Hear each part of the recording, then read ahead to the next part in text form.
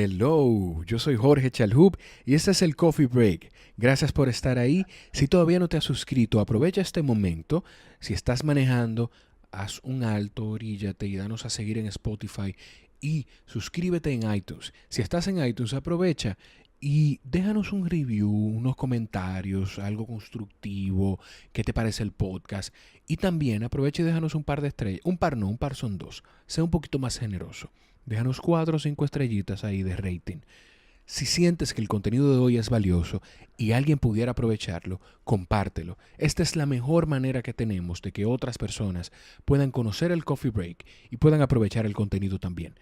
Hoy conversamos con Francia Céspedes. Es coach certificada, es madre y dirige también Escuela para Padres. Hoy hablamos sobre crianza, sobre educación. Aprovechando que mi esposa y yo estamos esperando a nuestro primer hijo, tomé estas como una sesión gratuita con Francia con la excusa de entrevistarla para el podcast. Además, Francia nos hace un testimonio hermoso que vivió con una de sus hijas. Antes de pasar al contenido del día de hoy, agradecer a nuestros aliados de La Esquina del Sofá. Si visitas laesquinadelsofá.com, te das cuenta que es una plataforma de entrenamiento, de estructura y acompañamiento para entrenamiento de deportes de resistencia. Entra a laesquinadelsofá.com, haz clic en Diseña un plan y ahí vas a contestar las preguntas que los coaches de la esquina necesitan para poder diseñar un plan de acuerdo a tus necesidades. Visita laesquinadelsofá.com o dirígete a tu correo y escribe info@laesquinadelsofá. Ahí les escribes y te dan cualquier información que necesites. Recuerda seguirnos, @soyjorgerd, @elcoffeebreakrd. Ahora sí, Francia Céspedes en el Coffee Break.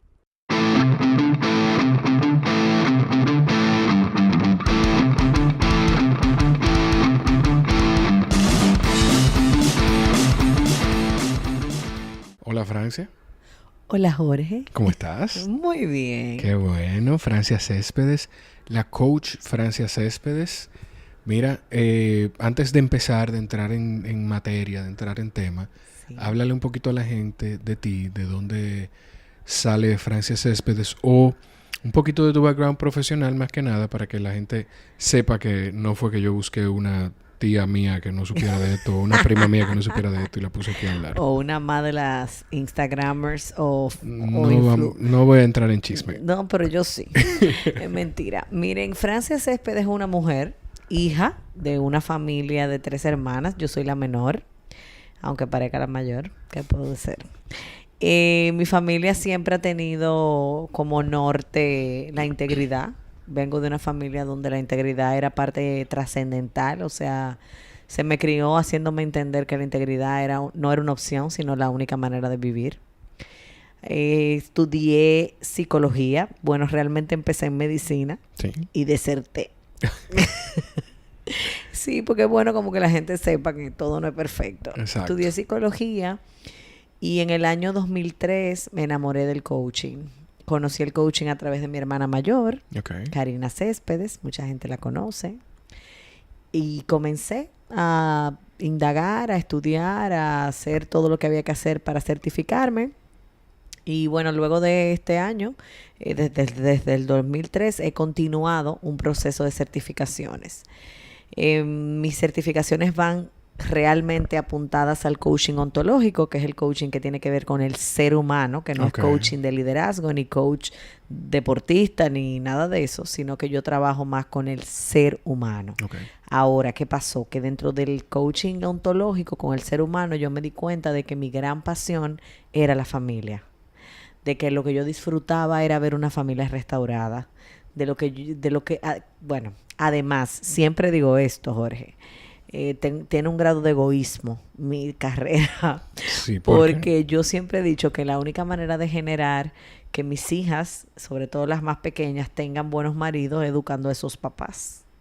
Entonces, Escuela para Padres nace a raíz de eso, de que la gente además me decía, ¿cómo tú logras que tus hijas se porten bien?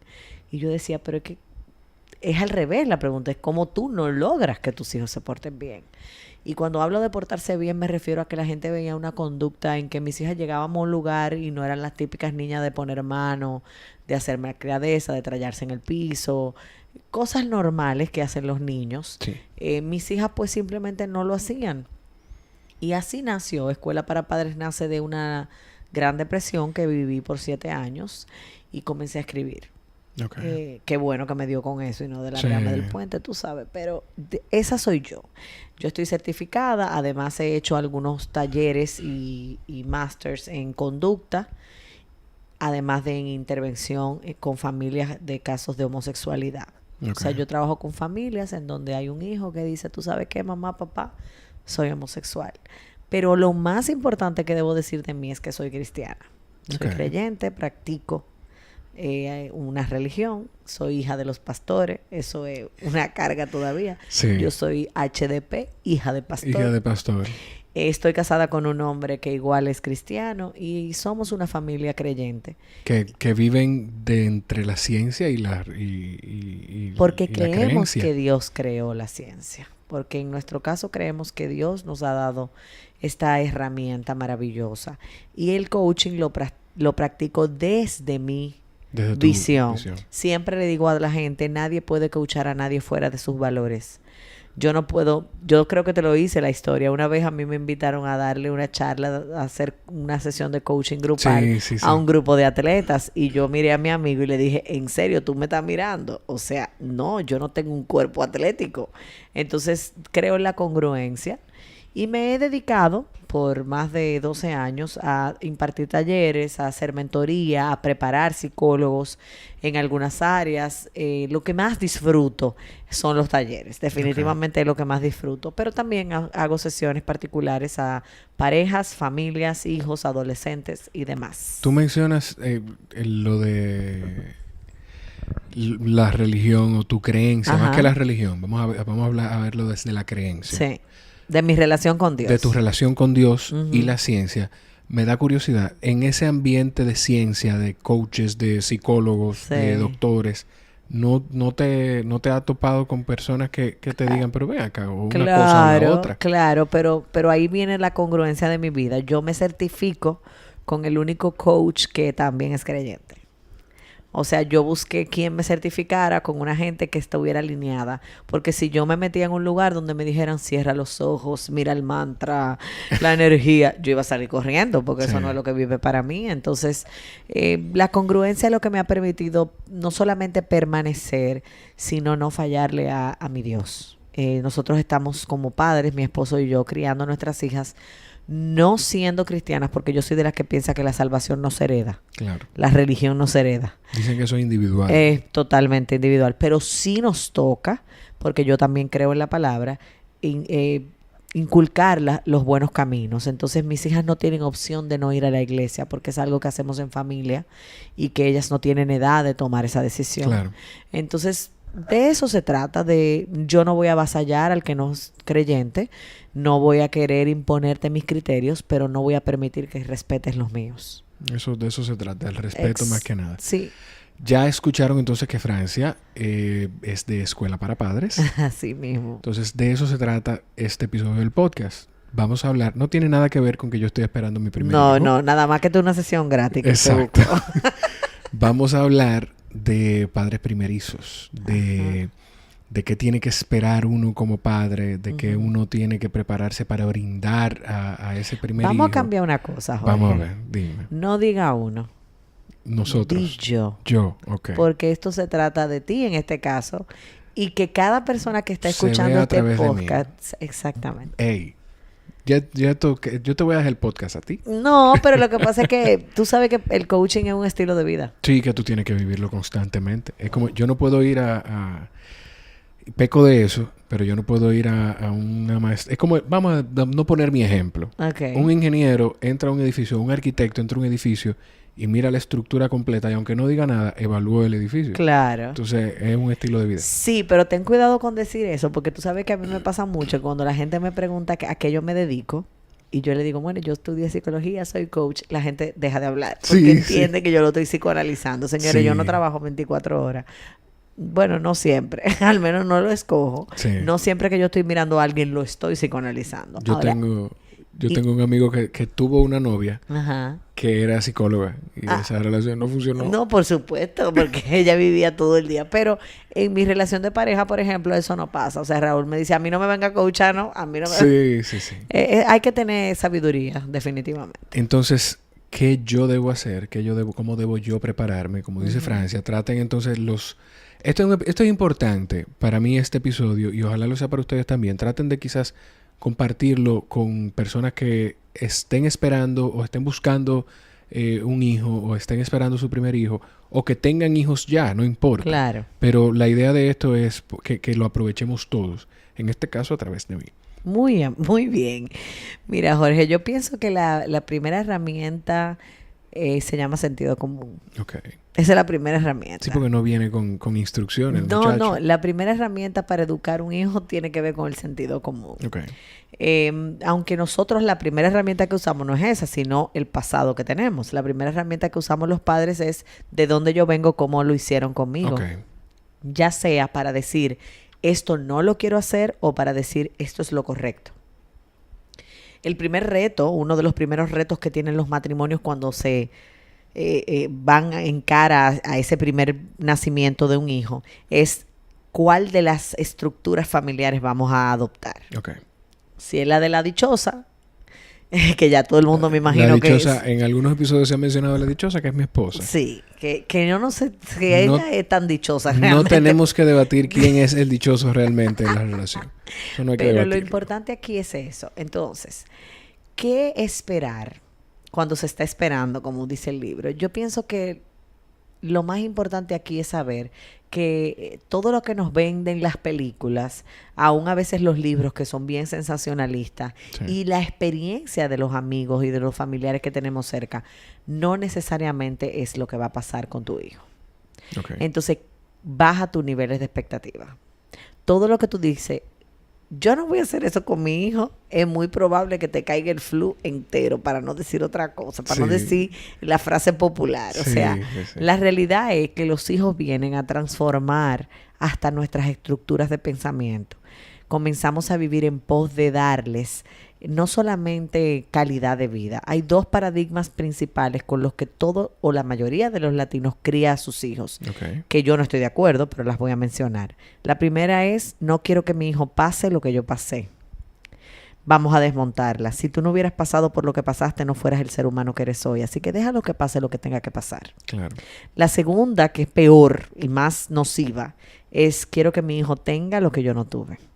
Familia dominicana y todo mundo que nos escucha, latino o internacional. Sí. Aunque usted se rasque el ombligo y no haga nada, su hijo va a tener lo que usted no tuvo, porque cuando tú y yo nacimos, Son por lo menos cuando yo nací, no diferentes. había internet. Sí, son tiempos. Yo tampoco. Que el internet no es tan nuevo tampoco. Sí. Porque es mediados de los 90. Más o menos. Entonces, son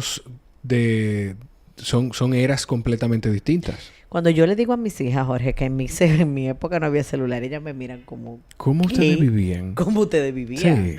Sí. Yo recuerdo que la primera vez que una de mis hijas se dio cuenta de que yo salía en Google, ella hizo una catarsis. O sea, ¡wow! Mi mamá sale en Google. Todo el mundo sale en Google. Sí. ¿Qué te puedo decir?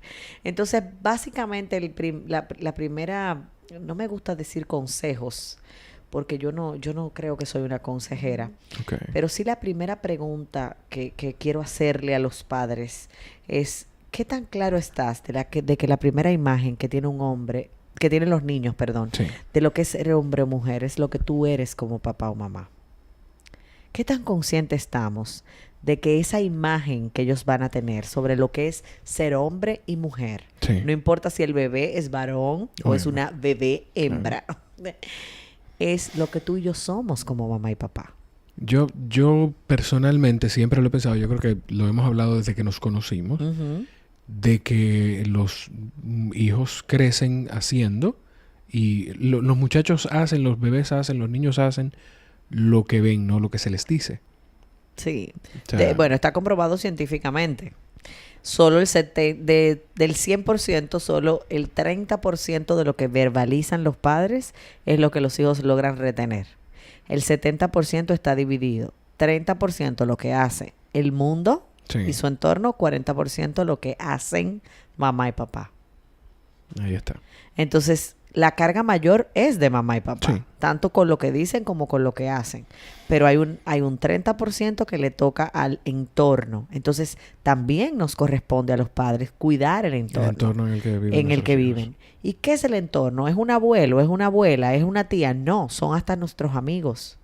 No le debo decir a mi hijo que algo está mal cuando yo permito que amigos vengan a nuestra casa a hacerlo. Claro. Entonces, esa es la primera pregunta. ¿Qué conciencia tenemos de que la primera imagen que van a tener los hijos de cómo ser hombre, cómo ser mujer, es lo que somos como mamá y papá? La segunda pregunta es, ¿qué quiero lograr? Y el 99,9% de los padres responde, quiero que sean felices.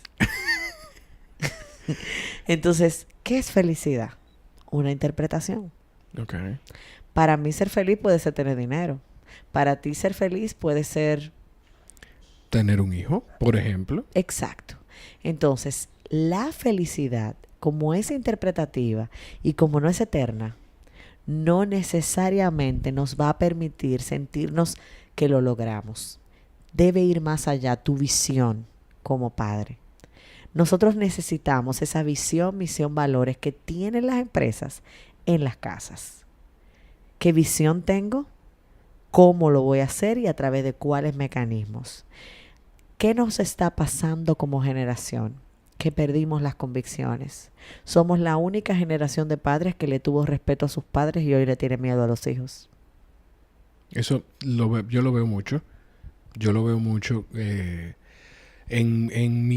quizá no en mi entorno más cercano, pero sí lo veo mucho y oigo mucho también sobre eso. El tema de que a veces coloquialmente uno le llama que el muchacho controla al papá. Sí, esos pequeños tiranos. Pero los niños no son una lotería. No fuiste a una ruleta y le diste vuelta y te salió uno malo. El hijo que usted tiene es el hijo que usted merece, es el hijo que usted ha formado. Y los papás se ponen rabiosos cuando yo digo esto. ¿Tú le dices eso en la consulta a la gente? Se los digo no solamente en la consulta, lo digo en las entrevistas, lo digo en los talleres para padres. Le digo, quiero que veas el espejo que tienes. Sí. Entonces los papás normalmente te dicen cosas como, es que este niño dice malas palabras y en mi casa no se dicen malas palabras. Uh-huh. Claro, probablemente mamá y papá no la dicen, pero quizás tú tienes una muchacha que te ayuda en el servicio que sí las dice. Claro. Quizás tiene una abuela, una tía, alguien lo está diciendo porque, ojo con esto, los niños no nacen mal educados. La educación es un rasgo del carácter y el carácter es aprendido, adquirido.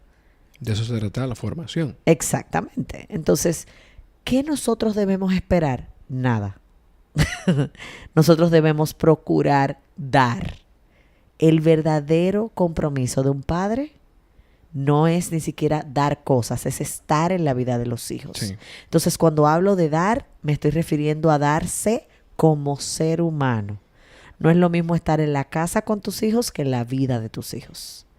Es que tú seas capaz de entender, por ejemplo, que la dichosa no se va a ir de la habitación porque el niño está llorando y tú no trabajas, y tú sí trabajas el otro día y ella no. Claro. Aquí, en buen dominicano, señores, o guayamo todo o me llevo el coco. Claro. Eso es punto. Eso es sencillo. Cuando tú vas a tener tu primer hijo, vienen muchas preguntas. Y una de las preguntas principales es cómo lo vamos a manejar. O sea, ¿dónde va a dormir el bebé? Si vamos a practicar el colecho. No sé si ya tú... ¿El qué? El colecho. Colecho es compartir el lecho matrimonial con el bebé. Creo que no lo estamos considerando. Ok, pero en esta era y esta generación de padres está muy a favor, en su gran mayoría, del colecho, porque le hace la vida mucho más cómoda a la mamá. Ok. Y hasta cierto punto al papá, por un tema de cansancio. Colecho no es que tú te acuestes con tu hijo a lactarlo. Eso es un proceso de lactancia. Claro. Colecho es que tú decidas tener a tu hijo en tu cama para no tenerte que parar y que entonces tú quebrantes, laceres y puedas hasta dañar tu relación de pareja. Sí. Entonces, Francia Céspedes, como coach familiar, como coach de padres, está en contra del colecho. Creo que soy de las pocas, para no decir la única.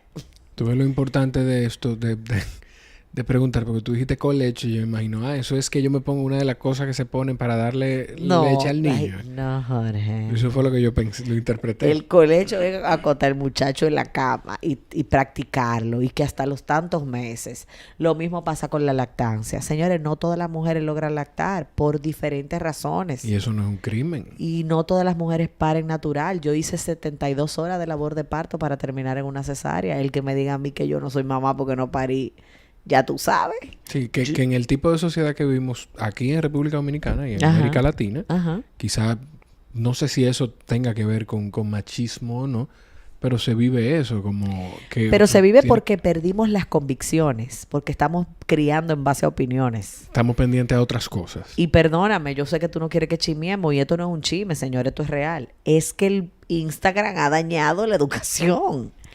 Porque es que el nivel de influencers que simplemente dan sus consejos porque son mamá, no porque estudiaron nada. Claro. El único libro que se leyeron fue ¿Qué esperar cuando estás esperando? Y ese libro tiene cosas que no siempre pasan. Yo personalmente creo que las redes sociales han hecho daño. Muchísimo. Pero también han hecho mucho bien. Que en hay cuanto de a todo. crianza, yo no. Bueno, no es un tema en el que ahora mismo pueda debatir. Exacto. Sí. Pero te vas a dar cuenta cuando comiences a buscar información. Por ejemplo, una de las cosas que yo critico mucho, y cuando digo critico, lo hago desde el punto de vista de que me gustaría que fuera diferente. No creo que es que está mal en sí, sino más bien que creo que hay otros modos de hacerlo. Es que todas las páginas de ayuda se llaman madre, madrecita, madrecita linda, Sí. madre no sé qué. ¿Y los papás para cuándo? Sí. ¿Entiendes? O sea, no podemos seguir con ese estereotipo de que los hijos son de la mamá. Claro. Porque no es verdad. Para nada. De hecho, lo que yo siempre he querido es estar involucrado de lleno en mi relación con mi hijo o con nuestro hijo. Pero eso y es lo que he visto en otras parejas también. Sí, pero eso parte de donde tú vienes, papá. Hasta cierto punto, porque si nos vamos al entorno de cada uno de nosotros, Sí. yo te puedo decir que tuve padre y madre muy, muy presentes en mi vida. Sin embargo, mi mamá era una mujer que tenía un trabajo que era más demandante que el de mi papá. Entonces yo las tareas quizás las hacía con mi papá, no con mi mamá. Eso no quiere decir que no me sentía amada por mi mamá o lo que sea. Simplemente yo tenía un papá que mientras mamá no estaba, hacía el rol que tenía que hacer o que debía hacer. Eso no necesariamente está pasando en esta generación. Me voy más lejos. Los chats de padre, cuando tú tengas a tu hijo en un preescolar y comiencen los chats no son de padres, son de madres. Yo he ido a juegos de fútbol de mis ahijadas. Ajá. Y me fijo que la mayoría de las que están en las gradas son las madres. Entonces, Por ¿qué nos ejemplo. pasó? ¿Qué nos pasó? Y lamentablemente, por eso te digo que nos ha hecho tanto daño, porque cualquier figura pública que pare se siente con la potestad de aconsejar. Porque hicieron un cursito de un fin de semana de disciplina. Y porque ya tuvieron su hijo y ella tiene una experiencia, pero su hija tiene 3 años. Sí. Entonces no debemos seguir. No es que usted no escuche las opiniones, porque muchas de ellas, y lo digo responsablemente, lo hacen hasta de una manera de educar. O sea, buscan un profesional del área. Y desde la experiencia se aprende también. Pero Claro está. entre experiencia y junto a esa experiencia apoyarte en la ciencia, pues... Más que en la ciencia, primero en el sentido común. Ok. Ahora bien, ¿qué pasa con una muchacha de estas de las redes que tiene un poder adquisitivo superior al tuyo y tiene 3 nanas? Tú no tienes eso. Imposible. Entonces, como tú no tienes eso, tú no vas a poder, o sea, los consejos que ella te dé no van a ser relevantes realmente. Y mira, tú sabes la gente que yo tengo que va a mi oficina y me dice, Francia, yo hice el taller de disciplina tal, y poner eso en la práctica, eso es imposible, eso no es tan real. Claro que no, porque es que la educación a los hijos no es matemática. 2 más 2 no da 4, da 23. Porque cada hijo trae un temperamento innato y va desarrollando un carácter a raíz de cómo esté la pareja. Te voy a poner otro caso. Cada hijo posee características distintas. Y no es menos cierto que el hijo primerizo tiene unas características particulares, que el del medio tiene una característica particular y que el chiquito también. Sí, que el chiquito es el que más quieren, como en mi caso. Por supuesto, el mío también. El mío también, entonces, pues yo soy la más chiquita. Lo que pasa es que yo digo que el primero se cría esterilizándole los biberones, planchándole todo. El segundo, el biberón se cae y tú lo pasas por agua. Y el tercero, tú te lo pasas por la ropa, lo limpias y se lo metes en la boca otra vez. O sea, tú te vas dando cuenta de que esos cuidados no necesariamente son tan necesarios a largo plazo. Pero, independientemente de esto, los padres estamos queriendo, y me voy un poco atrás, a desarrollar hijos felices. Si ustedes me pidieran, si tú me pidieras, ¿cuál es la técnica? ¿Cuál es el ABC de la felicidad en los hijos? Te respondería diciéndote, los hijos felices tienen padres felices, no padres sacrificados y víctimas. El papá que se pasa la vida diciéndole a su hijo, es que yo estoy cansado, es que me he pasado todo el día trabajando para darte cosas, para pagarte ese colegio tan caro, para que tú duermas con aire, para que tú comas bueno. Sí. No va a tener un hijo feliz, va a tener un hijo con culpa. Sí. Entonces, cuando un padre es feliz, cuando un padre desarrolla felicidad propia, que quiere decir, soy feliz a pesar de las circunstancias, y la felicidad yo creo que está muy ligada a la gratitud. Yo creo que una persona... A apreciar... A la apreciación. Yo creo que una persona feliz es una persona capaz de apreciar el sol. Es una persona capaz de apreciar una toalla recién lavada. Sí. Es una persona capaz de apreciar que me acuesto en una cama donde las sábanas están limpias. Que me despierto y puedo tener agua caliente para bañarme. Exactamente. Yo creo que eso es una persona feliz. Eso no quiere decir que esa persona no va a tener situaciones y vicisitudes. En la crianza va a pasar lo mismo. La única garantía que puede tener un padre es la del deber cumplido. No hay garantía de que tu hijo te va a salir bueno, pero sí podemos hacer cosas que lleven a nuestros hijos a ser, por ejemplo, disciplinados. Tú que trabajas o que te desenvuelves un poco en el tema de los fitness o del deporte, de los chicos fit, sabes, o no sé si sabes, pero entiendo que sí. Yo no conozco a nadie que sea exitoso en el área del deporte, de algún deporte, de alguna disciplina, que no sea disciplinado. Imposible. De hecho, yo debatí en un podcast que hago con el coach, con Raúl Santaella, debatíamos eso en un episodio de o sea, ¿es motivación o es disciplina? No, la motivación no es lo que te mantiene constantemente buscando ese objetivo que tú quieres perseguir. No, porque hay un día que tú no estás motivado, porque amaneciste sin agua, porque peleaste con tu pareja, porque se te murió un familiar. Pero si tienes la disciplina de decir, no, pero espérate, tengo que hacer esto. Tú sabes la cantidad de gente que ha tenido que ir a hacer un show de humor, por ejemplo, para irnos a otra área, acabando de enterrar a un familiar. Sí. Y tiene que ir a hacer reír a un grupo de gente. Es su responsabilidad y está disciplinado hacia no quedar mal. Entonces, hay una historia que él la ha hecho pública, de hecho, de un comunicador dominicano. Yo tengo muchísimo aprecio y respeto por él. Se llama Enrique Cuelli. A Cuelli le comunicaron justo antes de una animación el fallecimiento. No recuerdo, y quizá vamos a decir que fue un familiar muy cercano para no pecar por equivocarme con un parentesco. ¿Quién era el familiar? Y él hizo el evento y en un receso de la actividad se le acercó una persona y le dijo, mira, pero yo me acabo de enterar de esto, o sea, pero ¿por qué tú estás aquí? Y dice, no, porque este es mi trabajo. Y yo hice un compromiso con ustedes de hacer esto. Entonces, después de que pase esto, pues yo me muevo y hago lo que tenga que hacer, pero este es mi trabajo y yo tengo que cumplir con el compromiso que hice con ustedes. Exactamente. Entonces, ¿qué pasaría si los padres pensáramos en que la disciplina es eso, éxito? Y no pela, boche, castigo, vete a pensar, time out.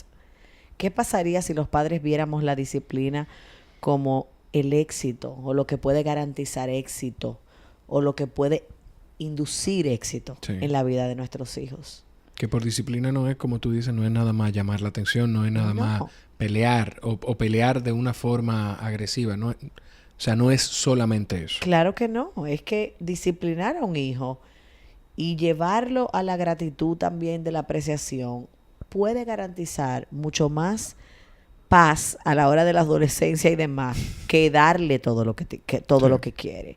quienes están en competencia en este momento ni siquiera son los muchachos, son los padres. Quienes le compran el último celular a un niño que no se sabe bañar. Sí. Y que a los 2 días puede el celular estar hasta roto porque no tienen ni siquiera el cuidado. La apreciación. Nosotros no enseñamos a nuestros hijos a ganarse las cosas. Yo digo siempre, esta es la era del merecimiento. Esta es la era de los niños que creen que se merecen todo a cambio de nada.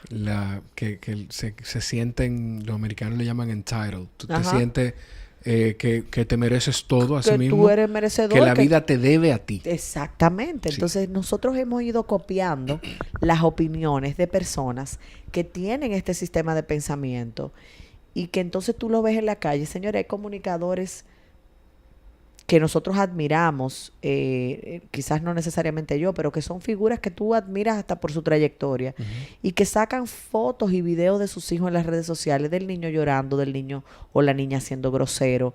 Y yo me pregunto, ¿esa persona se está dando cuenta que en ese momento, más que evidenciar a su hijo, lo que está evidenciando es su nivel de bache emocional? Su necesidad tan grande de llamar la atención y de tener view y likes. ¿En qué momento nosotros perdimos las convicciones? ¿Cuál es tu convicción como papá o como mamá? Es lo que debe primar en el pensamiento de un padre, como tú decías, primerizo, segundizo, tercerizo, cuartirizo o cualquiera. Tú sabes que una de las razones por las que hablamos de convicciones y de valores, y una de las razones por las que yo me sentía tan bien, me siento tan tranquilo de la persona con la que decidió casarse conmigo, es por eso, porque y lo hablábamos, yo le decía, los valores con los que tú creciste y con los que yo crecí son los con los que yo quisiera que mis hijos crezcan. Exacto. O sea que para mí es importante. Yo te tengo una pregunta. Dígame. A mí, como yo siempre he sido una persona que le gustan mucho los niños, que trata, dentro de todo también, yo trato de ser un poquito disciplinado con mis ahijados, mis sobrinos. No, Jorge, vamos otra vez para atrás, espérate. ¿Tratas o haces? Soy. Tratar no es hacer. Ok. Modo coach todo el tiempo, ya lo dijo. No, pero está bien. Yo soy, yo siento que soy un balance entre lo divertido, entre un tío querido y loco y disciplinado, porque tampoco trato o soy de los que no le aguantan malcriadezas, digamos, ¿verdad? Qué difícil se te hace pronunciar esa palabrita, ¿eh? Yo siempre he tratado, yo siempre me he preocupado porque cuando mi hijo llegue ya, porque ya es una realidad, cuando mi hijo llegue, yo no, por esa dulzura, por ese amor a los niños, porque me gustan tanto, yo maleducarlo, o yo descuidarme, o ser eso que a veces uno queriendo o sin querer critica. Yo siempre me he preocupado por eso.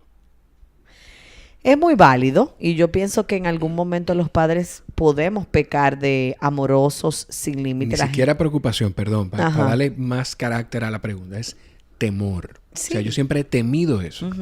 Y es normal, sobre todo porque cuando cada hijo nace, hay una etapa en el matrimonio. En el caso de los hijos que nacen dentro de una familia nuclear, ¿verdad? Mamá, papá. Sí. Cuando los hijos nacen, las parejas están en una etapa. Pueden estar en una etapa de amor, de estamos enamorados, de wow, qué bendición. Y ese niño va a recibir todo eso. Pero yo le digo a los padres que una cosa es amor sin medida y otra cosa es amor responsable. Okay. Entonces, lo que nosotros debemos tener pendiente siempre es de que el amor sin medida sea realmente un amor responsable. O sea, a pesar de que te amo con todo mi corazón, hay cosas que por amor no las puedo permitir, no las debo permitir, por amor a ti.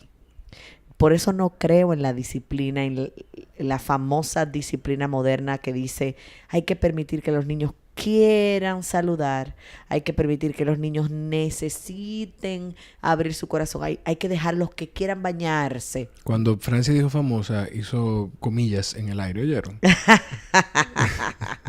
Para que sepan que sarcásticamente sí, estamos hablando. Porque yo no estoy para nada de acuerdo. De hecho, yo pienso que de las páginas en donde hablamos, porque somos muchos los que hemos tomado esta tarea de querer impactar nuestro país, nuestras generaciones, sí, y hasta otros países, a través de las redes con el tema de la crianza y la familia, también hablamos desde nuestra perspectiva. En mi caso, pues yo uso mis experiencias, pero sobre todo uso las estadísticas. Porque en mi caso yo veo entre 11 y 12, a veces 19 familias a la semana. Entonces tengo un número que me dice cuáles cosas, no es que sean buenas o malas, es cosas que funcionan y cosas que no. Un hogar potable va a dar hijos potables. Punto. Un hogar que no es potable no va a dar hijos potables. ¿Qué es la potabilidad? Poderlo consumir. Preparar a los hijos para estar fuera de casa. Por poderlo consumir. Es como ponerlo entonces como que sean potables para la sociedad. Exacto. Que la sociedad pueda consumirlos. Exacto. Es como la frase esa que dice, todo el mundo habla de dejarle un mejor planeta a nuestros hijos y nadie dice, vamos a dejarle unos mejores hijos al planeta. Entonces de eso se trata. ¿Qué tan conscientes nosotros estamos de que a nosotros nos toca educar? Yo me río con esto, pero le digo mucho a los padres en las charlas. Hay padres tan descarados que llegan a los colegios buscando no currículum, llegan buscando. ¿Quiénes están aquí? ¿Los hijos de quién? Sí. ¿Cuál es el sistema educativo que usan? Y si es digital me gusta más porque es más moderno. ¿Cuánto cuesta? Bueno, yo no lo puedo pagar, pero puedo buscar un préstamo y puedo decirle a la gente que mi hijo está en tal o cual colegio. Y de esa manera vamos llevando a nuestros hijos a un lugar o a un entorno social que no corresponde con nuestra realidad de vida. Entonces ese niño crece en un entorno luchando por ser un tener humano. Por ser un tener humano. Exacto. En vez de ser humano, tener humano. O sea, lucha por tener lo que sus amiguitos tienen. Sí. Y yo siempre le digo a los padres, cuídense mucho de esto. ¿Dónde fuiste en vacaciones? Yo estuve en Bell, Colorado. ¿Y tú dónde estuviste? Yo estuve en Miami. Yo fui a Disney. ¿Y tú? ¿Dónde uno estuvo en Bonao? Sí. Cuídense mucho de eso. Sí. Porque parecería una tontería, pero nosotros necesitamos estar conscientes de cuál es nuestro radio de acción y dónde podemos y debemos estar. No, y no exponer, porque no es no crecer, no es no tener ese deseo de escalar de una forma u otra. Es no exponer al niño a complejarse. A no poder manejar algo que no está bajo su control. Exactamente. Que así mismo, lo hablamos hace unos días en el programa La Alarma de la Mañana. Ajá. Como mis problemas de hoy, no son mis problemas de hace 10 años. Exacto. Pero yo tenía problemas. Quizá mi problema cuando yo tenía 6 años era que mi hermanito más pequeño me tomaba un juguete. Pero era un problema para mí como niño. Por supuesto. Entonces, para un niño que viene de una familia que vive en una zona quizás no tan favorecida, sí, que no necesariamente tiene la posibilidad de que mamá lo lleve a todos los cumpleaños, señores. En los presupuestos familiares, cuando yo trabajo presupuesto con las familias, que me hago acompañar de mi esposo, que es el numerólogo, uno de los ítems que está dentro del presupuesto es cumpleaños. Sí. Porque fácilmente en un año escolar, que son 10 meses, tú tienes 2 y 3 cumpleaños al mes. En un mes, sí, así mismo. O sea, estamos hablando de 3 o 4 mil pesos al mes de cumpleaños. Tú me vas a perdonar, Jorge, pero vamos a hablar claro. Sí, no todo el mundo puede. Con un regalo, hay que... O sea... Y no está mal querer llegar con un regalo. Claro. Lo que está mal es que quizás tú escogiste un lugar equivocado para que tus hijos se desarrollen en un entorno donde ellos no van a poder, aunque quieran, llegarle a. Entonces, busquemos colegios que se parezcan a nosotros, no solamente por la parte económica, también por la parte moral. Era lo que yo empezaba diciéndote. Hay padres que llegan a los colegios y le dicen a la directora, mire, esta es mi hija fulanita. Por favor, que se gradúe y a los 18 me la entrega virgen. ¿Cómo así? ¿Y usted qué va a hacer más o menos? No, yo voy a pagar el colegio. Sí. Hay padres que entienden. De hecho, el otro día tenía una reunión con un grupo de maestras y le decía, ¿sabes cuándo se dañó la relación papá-colegio? Cuando el padre dejó de ser padre y comenzó a ser cliente. Sí. Ahora son clientes. Y el papá entiende que porque paga un dinero, sus hijos se merecen tal o cual cosa. Entonces, en esta etapa, nosotros necesitamos rescatar nuestras propias convicciones de vida. ¿Cuáles son nuestras convicciones de vida? Como matrimonio, como madre soltera, como padre soltero. Si hay más de 2, ya hay una familia. Sí, porque yo, dentro de todo, yo no crecí con un padre ausente, porque mi papá cada vez que... Es una chulería, además. Sí, no, pero cada vez que pudo estuvo presente, pero sí crecí con mi familia, mi núcleo familiar, y éramos mi hermano, mi mamá y yo. Pues mi papá y mi mamá son divorciados. Pero cada vez que mi papá podía, estaba ahí con nosotros. Entonces, es como tú dices, y eso es lo que yo reconocí durante mucho tiempo como familia. Mi familia, mi núcleo eran mami, mano, como yo le digo, y yo, eso éramos. Claro, y probablemente si en esa época te pasaban un test proyectivo de la familia, tú no ibas necesariamente a dibujar a tu papá, sí, o ibas a dibujar a tu papá en el otro extremo de la hoja. Y eso no está mal ni bien, eso son etapas. Claro. Nuestros hijos necesitan conocer cuáles son las visiones como familia. Y eso se hace desde pequeño. La gente me pregunta mucho, ¿desde qué edad deberemos comenzar a disciplinar a los hijos desde que están en la barriga? El día que tu hijo nació, sí, ya tú tienes que tener una estructura. Las familias sin estructura no logran disciplina. Las familias que no tienen horarios de sentarse a la mesa, de comer. Hay familias donde lo que hay es un restaurante. Uno cena huevo, otro cena salmón, el otro cena... Es un restaurante. Sí. Y cuando esos muchachos se enfrentan a la vida real, o tú los mandas por una casa donde lo que se cena es pan con salami, titirimundachi, pasan un trabajo. Sí. Nosotros necesitamos criar seres humanos que mañana reproduzcan vidas potables. Esa es una de las palabras que más uso. ¿Qué quiere decir? Cuando un agua es potable, cuando es digerible, cuando tú la puedes consumir. Entonces, nosotros tenemos que estar conscientes de que lo único seguro que tenemos es la muerte. Eso es segurito que va a pasar. Sí. ¿Cuándo? No sabemos. Entonces, preparemos a nuestros hijos para que en el momento que nosotros no estemos, ellos puedan continuar su vida.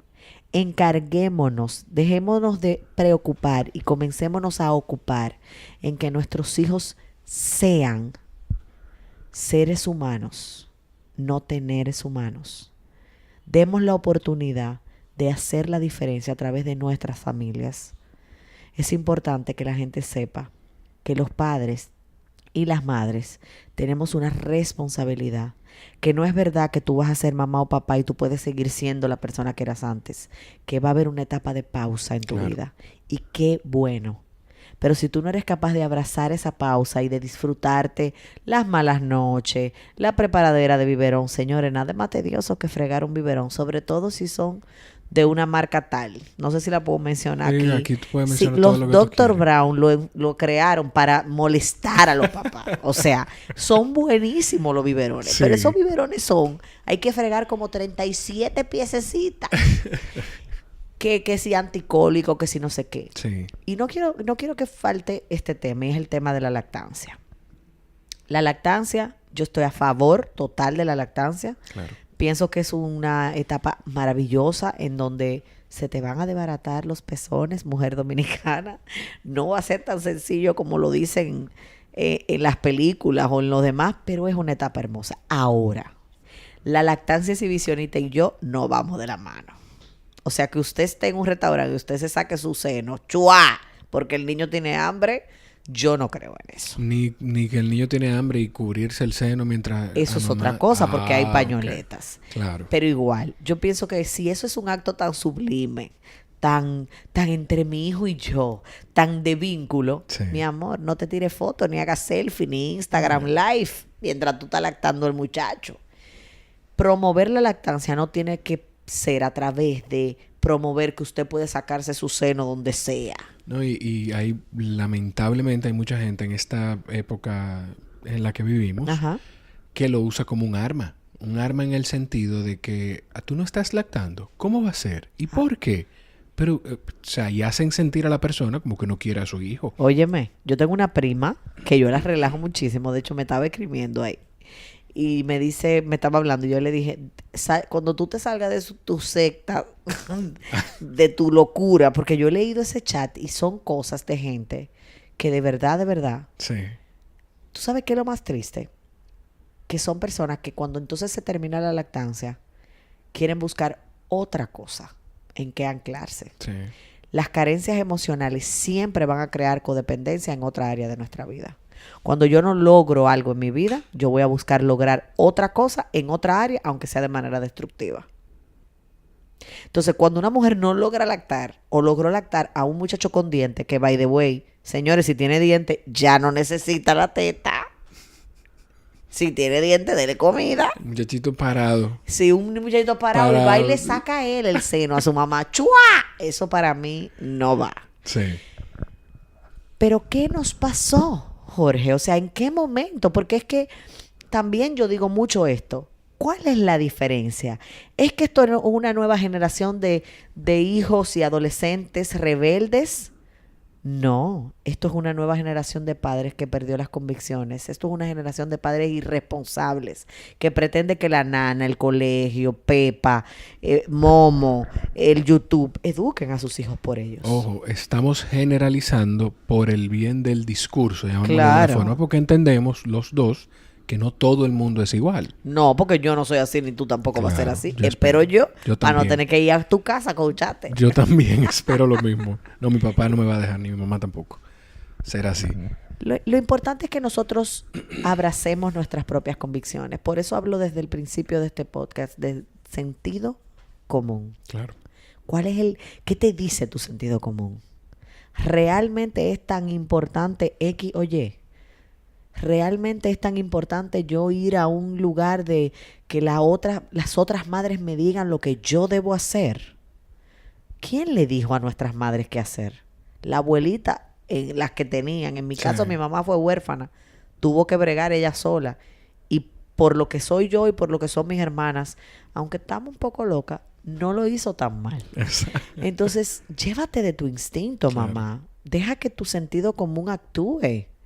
No necesariamente necesitas escuchar madres que, aunque tienen una muy buena intención, pudieran confundirte. Claro.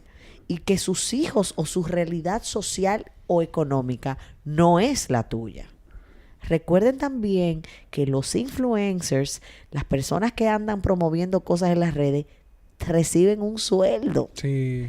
Entonces es peligrosísimo que tú, porque alguien te diga que este biberón no da gases. Señores, los gases son parte del ser humano. Claro. Hay biberones que ayudan a que haya menos producción de gases, pero todos los bebés van a tener gases. Y no permitir que tu información venga solamente de una fuente. No. O sea, vamos a utilizar las cosas que tenemos, las herramientas que tenemos y a buscar todo. Yo he aprendido a comparar en internet, leyendo reviews, buscando opiniones de otras páginas. Ya lo sabes. Y buscando, porque de eso se trata. Y una de las primeras referencias también que debemos tener en cuenta es el pediatra. Tú sabes la cantidad de gente que lo llevan a un pediatra y salen de ahí, está loco que yo voy a hacer eso. ¿Por qué estás en ese pediatra? Pero cuando tú vas al mecánico a hacerle algo a tu carro, tú haces lo que el mecánico te dijo porque esa es la persona responsable. Entonces, si usted se busca un pediatra competente y que además vaya alineado con su visión, por eso es tan importante tener una visión clara de lo que quiero con mi hijo y que te ayude a manejar los sentimientos de frustración de si las cosas no salen como tú esperabas, tú vas a tener un gran aliado y además una persona que a nivel científico y médico va a velar por el bienestar de tu hijo. Mi pediatra, para que tú entiendas, el pediatra de mis hijas, me relaja porque tú estás un poco grandecita. Bueno, pero yo le digo mi pediatra y él me lo dice, él me dice, yo lo que soy es pediatra, no geriatra, porque yo lo llamo para todo. Yo a veces le pregunto, ¿tú eres pediatra o curandero? Porque él todo lo resuelve con limón y miel de abeja. Sí. Es un hombre al que yo bendigo. Te pido permiso para decir su nombre. Se llama José Luis Abreu Espinal. Tú no tienes que pedir permiso para nada. Ah, ok, qué bueno. El doctor y pediatra José Luis Abreu Espinal es un hombre que no solamente estudió, yo creo que nació para hacer esto. Mi hija Valentina, la más pequeña, nació de 6 meses, 30 semanas. Wow. Recuerdo que José Luis se paró frente a mí y me dijo, Francia, traes un hijo raquítico. No te debes preparar porque es muy probable que la niña parta. La niña puede morir. Hay una alta probabilidad. De hecho, o la salvamos a ella o te salvamos a ti. Y como mamá, yo dije, no, inténtenlo con ella. Mi esposo tuvo que firmar un acto de descargo donde descargaba a los médicos y a la clínica de salvar mi vida y no a la bebé. Como yo soy creyente y lo dije al principio, recuerdo perfectamente cómo oré ese día al Señor y le dije, si tú me la diste, tú tienes la potestad de llevártela, yo te la entrego. Y voy a estar confiada en que lo que tú vas a hacer va a ser para bien. Pero Valentina fue una promesa. Y yo creo en un Dios que cumple lo que promete. Me fui al salón. Mi familia estaba histérica, Jorge. Mi mamá, mi hija, ¿tú estás bien? Mi mamá salió corriendo a comprar cosas porque no estábamos listos. Claro. Mi esposo, muy tenso. Yo llegué al otro día a la sala de cirugía. Ese día yo me quería hacer la cirugía en ese momento. Porque mi hija decreció. O sea, se puso más chiquita dentro del vientre. Y el médico me dijo, tú traes un feto raquítico, no sé qué. Sí, porque él es un poco crudo. Sí. Él es como yo. Gracias. Por eso nos llevamos tan bien. Y yo recuerdo que en el momento de mi cesárea, yo le había pedido a mi ginecólogo que me preparara, que yo nada más tenía 2 manos y que yo nada más quería 2 hijas. Que ya la tercera había llegado, estaba ahí, que es Gaby, la hija mayor de mi esposo, y que yo la abrazaba en mi corazón, pero que yo no tenía más manos para parir, que yo no quería más. Y él me decía, yo no te puedo preparar. Por preparar nos referimos a que ya no... para no tener más hijos. Para no tener más hijos. Exactamente. Exacto. Pero no una esterectomía, no a sacarme nada, sino amarrar, ligar, quemar. Exactamente. Sí, pero yo las ligué, las quemé, las corté. O sea, por si acaso. Sí. Valentina nació contra todo pronóstico. Y yo recuerdo que miré al pediatra y le dije, no la intubes. Yo soy una mujer que le gusta mucho leer y como estar consciente de las cosas. Y él me dijo, tú no mandas, mando yo. Y yo le dije, la hija es mía, mando yo, no la intubes. Yo quiero que hoy tú conozcas al Dios que yo conozco. Todavía hoy Él me dice, órale a tu Dios.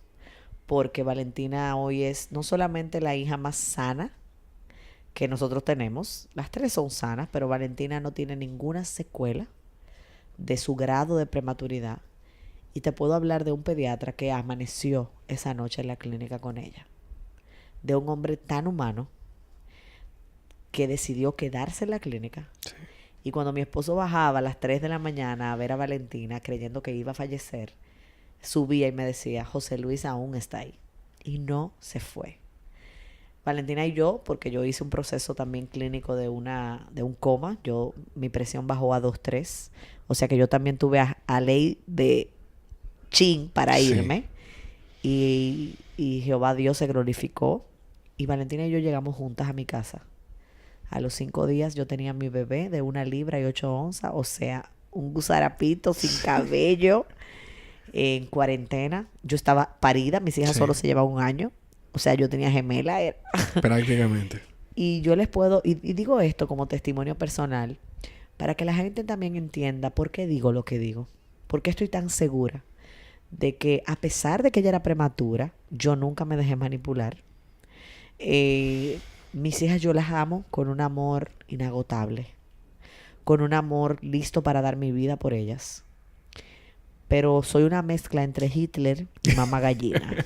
¿Cuántos años tiene Valentina hoy? Valentina hoy tiene 10 años para 30. Porque sabe demasiado. Es una niña impresionantemente sabia. Es una niña que cuando oye su historia, y yo se la hago constantemente, y creo mucho en esto, padres, en hacerle las historias de la vida a los hijos, que nuestros hijos sepan de dónde vienen. Claro. Y yo siempre le digo, Valentina, tú tienes un propósito hermoso en esta vida, no naciste porque sí. No eres un número más. Dios te trajo con propósito y mi anhelo es que lo busques, lo encuentres y lo desarrolles. No estoy criando hijos para que cumplan mis sueños. No estoy criando hijas para que hagan lo que yo hago. Estoy criando hijas para yo ser porristas de su propia historia. Francia, vamos a terminar con eso. Gracias de verdad por abrirme las puertas de tu casa. Siempre. Yo te lo dije desde que te hablé del podcast, tú vas a ser de las colaboradoras constantes cada vez que surge un tema. Igual a ti, cada vez que te surge un tema que tú sientas que es valioso para la gente escucharlo, pues aquí vamos a estar. Gracias. Y a ustedes, gracias por estar ahí. Nos escuchamos en la próxima. Hasta luego. Gracias a Francia por primero compartirnos ese testimonio hermoso y personal de algo por lo que ella pasó. Y también a ustedes, gracias por escuchar el episodio de hoy. Ojalá lo hayas disfrutado. Si lo disfrutaste, compártelo, suscríbete. Y si no lo disfrutaste, si no te gustó, compárteselo a una persona que no te caiga bien, no importa. Pero comparte el episodio.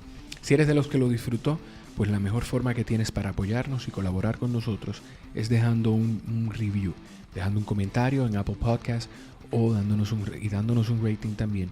De esta forma otras personas pueden conocer también del Coffee Break y los temas que llevamos. Suscríbete, danos follow en Instagram y en las plataformas donde nos escuches y pendientes para los próximos episodios del Coffee Break. Nos escuchamos en la próxima.